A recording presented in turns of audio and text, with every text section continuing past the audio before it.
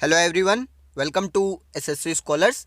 सो guys, air force XY group के लिए हम प्रैक्टिस सेट्स कर रहे थे और आज हम करने वाले हैं इंग्लिश का प्रैक्टिस सेट नंबर 53।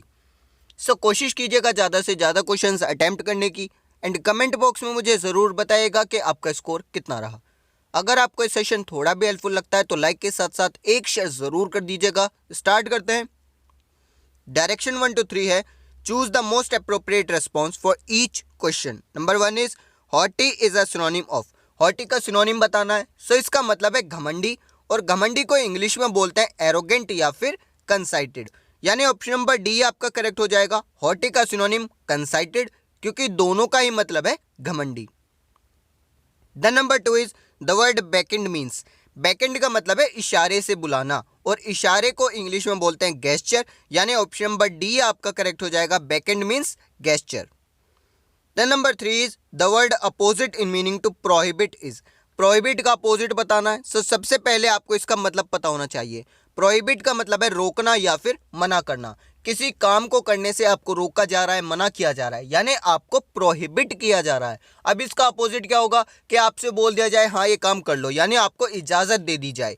इजाजत देना उसको बोलेंगे परमिट, यानी प्रोहिबिट का अपोजिट हो गया परमिट। ऑप्शन नंबर सी आपका करेक्ट हो जाएगा। देन डायरेक्शन 4 to 5 है one word substitution. Number 4 is the absence of law and order, यानी कि कानून और नियम इनका खत्म हो जाना, इनका समाप्त हो जाना। यानी एक ऐसी सिचुएशन जहां पर जो कंट्री के पीपल हैं, जो सिटीजन हैं, वो कोई भी नियम, कोई भी कानून को ओबे ना करें, कोई भी गवर्नमेंट जो है वो रूलिंग ना हो।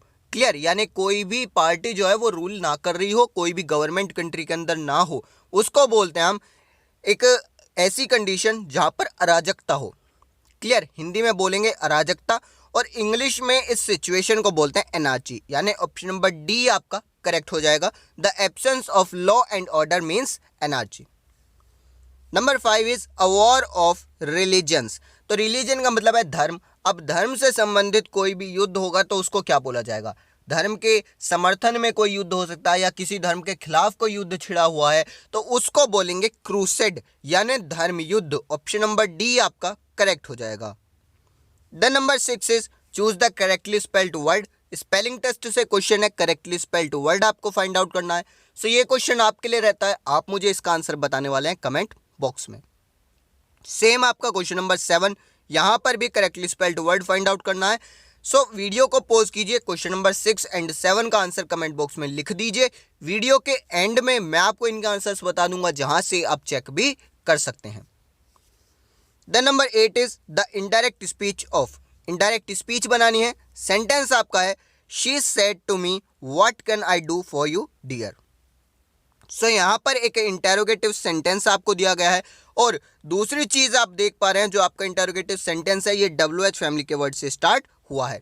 और मैंने आपको बताया अगर कोई भी इंटेरोगेटिव सेंटेंस WH फैमिली के वर्ड से स्टार्ट होगा तो जब आप इनडायरेक्ट बनाएंगे तो इनडायरेक्ट में सेम वही वर्ड यूज किया जाएगा। क्लियर? अब यहां पर एक इंटेरोगेटिव सेंटेंस है तो सेड टू किस में कन्वर्ट हो जाएगा? आस्क्ड में। यानी क्या बनेगा? शी आस्क्ड मी। इसके बाद एक वर्ड आया है सभी ऑप्शंस में, अफेक्शनेटली। इसका क्या मतलब है? सो सेंटेंस में यूज हुआ है डियर। डियर का मतलब क्या कहना चाह रहा है? ये दर्शाना चाह रहा है कि बहुत ही प्यार से क्वेश्चन किया गया है। ठीक है, तो यहां पर आप यूज करेंगे डियर की वजह से अफेक्शनेटली, यानी प्यार से। तो उसने मुझसे पूछा, कैसे पूछा? प्यार से। ठीक है, अफेक्शनेटली। इसके बाद में WH फैमिली का वर्ड है तो ये एज इट इज आ जाएगा, यानी डी ऑप्शन आपका नहीं हो सकता क्योंकि यहां पर इफ का यूज हुआ है। बचे आपके पास A, B and C options. So इनमें देखेंगे आपका करेक्ट आंसर कौन सा है। अब एक चीज मैंने आपको बताई थी, अगर डायरेक्ट स्पीच में कोई सेंटेंस इंटेरोगेटिव दिया गया है, यानी कि एक क्वेश्चनिंग सेंटेंस दिया गया है, तो जब आप उसका इनडायरेक्ट बनाएंगे तो वो सिंपल सेंटेंस बन जाता है। क्लियर? सो सिंपल सेंटेंस बनाने के लिए अब आपको देखना होगा कि कौन सा स्ट्रक्चर आपका फिट है। सो ऑप्शन नंबर ए की तरफ मैं अगर आऊं तो यहां पर है she asked me affectionately what could she do for मी, यानी हेल्पिंग वर्ब पहले आई है और सब्जेक्ट बाद में। और ऐसा कब होता है? जब आपको सेंटेंस इंटेरोगेटिव बनाना हो, यानी ये आपका गलत हो गया।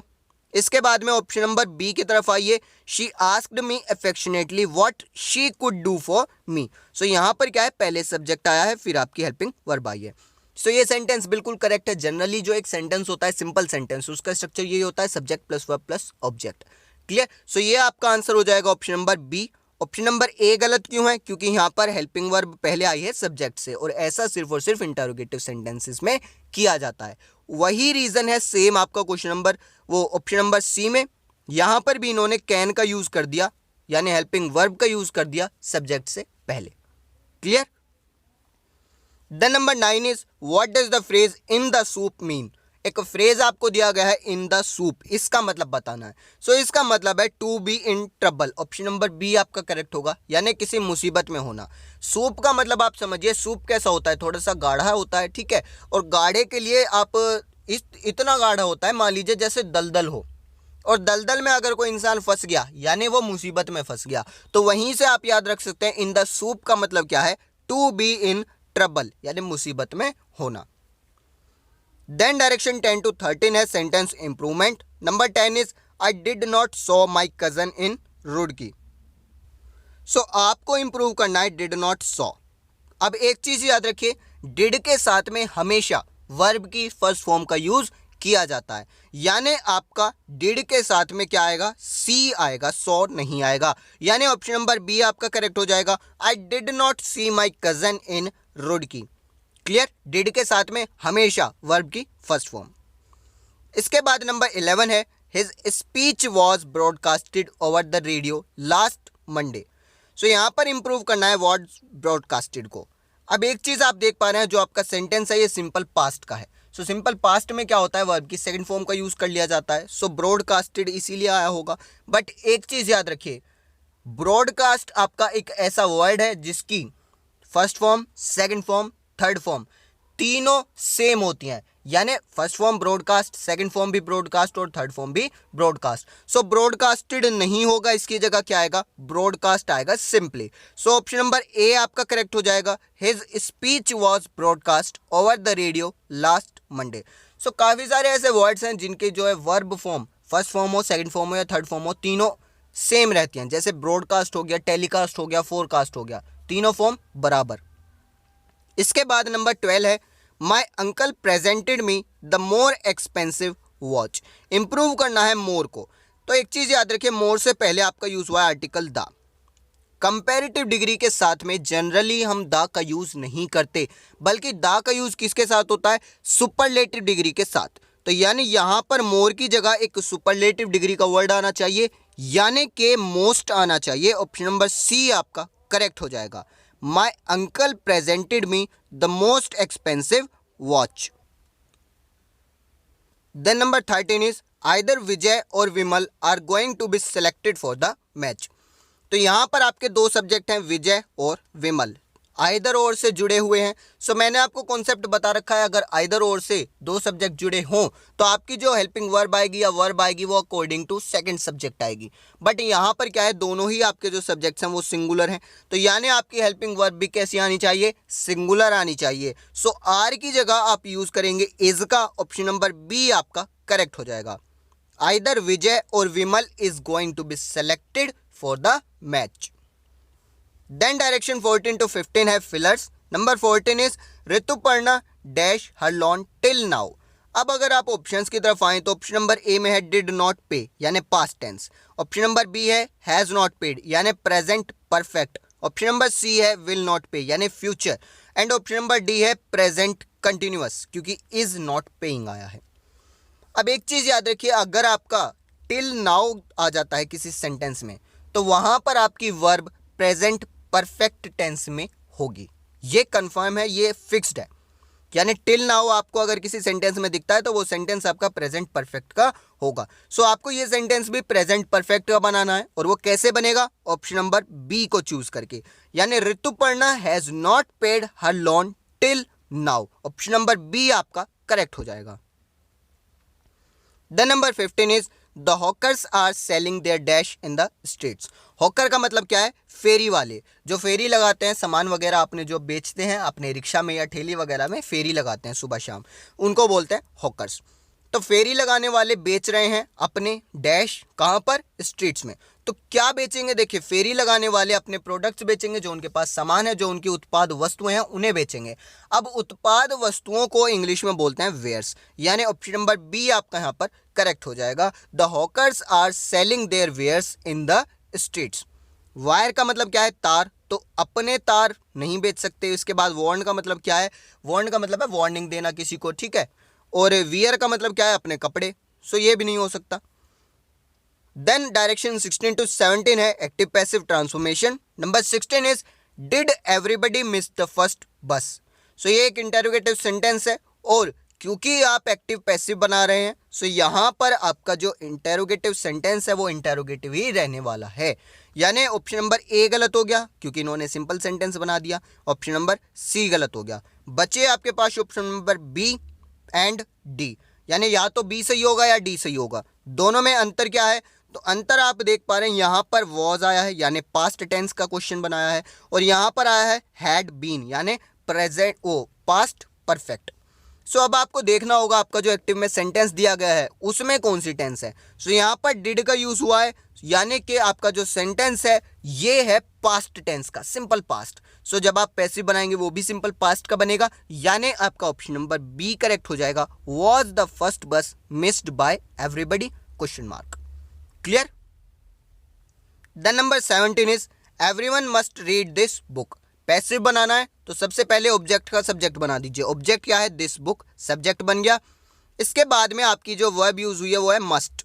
सो आप जब पैसिव बनाएंगे वहां पर भी मस्ट का ही यूज होगा। ऑप्शन नंबर ए अगर आप देखें तो यहाँ पर शुड का यूज हुआ है। अब शुड आया कहाँ से, आपके सेंटेंस में तो नहीं दिया गया, सो आप कोई एक्स्ट्रा वर्ड ऐड नहीं कर सकते, ये गलत हो गया। इसके बाद ऑप्शन नंबर बी में है हैज़ नहीं आ सकता क्योंकि यहाँ पर आपका कोई भी ऐसी हेल्पिंग वर्ब नहीं दी गई।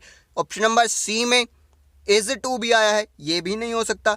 तो आपको सेंटेंस में मिला है मस्ट, तो इसको आप छोड़ भी नहीं सकते और कोई एक्स्ट्रा वर्ड ऐड भी नहीं कर सकते, यानी ऑप्शन नंबर डी आपका करेक्ट हो जाएगा। This book must be read by everyone. The number 18 is give the plural form of the given word.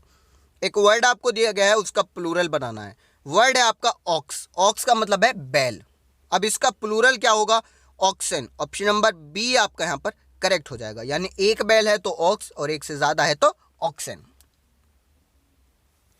Then direction 19 to 20 है error spotting. Number 19 is Rohini was enough kind to help me with money and proper guidance. So आप सभी जानते हैं ए part में आपको error clearly दिख रहा होगा। यहाँ पर जो एनफ काइंड आया है इसकी जगह पर आएगा काइंड एनफ, बट इसके पीछे रीजन क्या है वो मैं आपको बता देता हूँ। देखिए एनफ हमेशा एडजेक्टिव के बाद यूज किया जाता है, क्लियर। सो यहाँ पर काइंड क्या है, एक एडजेक्टिव की तरह वर्क कर रहा है, और एनफ का यूज हमेशा एक एडजेक्टिव के बाद होता है, तो यहाँ पर काइंड के बाद में एनफ का यूज होगा, क्लियर। याद रखिए हमेशा एनफ का यूज जो है वो एडजेक्टिव के बाद होता है। सो ए पार्ट में आपका एरर है, ऑप्शन नंबर ए आपका करेक्ट हो गया। The number 20 is Rohit is 2 years junior than Mukesh in the office.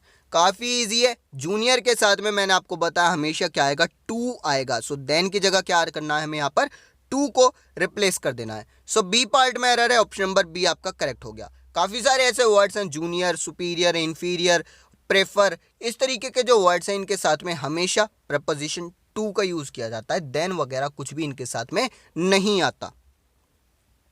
सो ये था आपका आज का प्रैक्टिस सेट। आई होप सभी क्वेश्चंस आपको समझ आए होंगे। फिर भी अगर कोई डाउट बचता है then comment box is yours, आप मुझसे पूछ सकते हैं, मैं आपको रिप्लाई करने की पूरी कोशिश करूंगा। एंड गाइस काफ़ी जल्दी आपका एग्जाम होने वाला है, आपके पास अब ज़्यादा समय नहीं बचा। सो मैं आपको रिकमेंड करूंगा एक बार आप सिलेबस को अच्छी तरीके से देख लें, यानी कि जो भी आपके चैप्टर्स हैं उनको एक बार रिवाइज कर लें, और उसके बाद में प्रैक्टिस सेट्स को 2 बार पढ़ें। पहली बार में कॉन्सेप्ट क्लियर एंड सेकेंड बार में आपकी स्पीड आनी चाहिए, क्लियर। अब बात आती है आपके स्पेलिंग टेस्ट के क्वेश्चंस की। सो क्वेश्चन नंबर 6 का आंसर हो जाएगा option number C schizophrenia, and 7 का हो जाएगा ऑप्शन नंबर ए प्रोफेसर। दोनों में ही करेक्टली स्पेल्ड वर्ड बताने थे आपको, फाइंड आउट करने थे। सो आपका 6 का सी ऑप्शन हो जाएगा एंड 7 का हो जाएगा ऑप्शन नंबर ए। सो आज के सेशन में इतना रखते हैं, थैंक यू।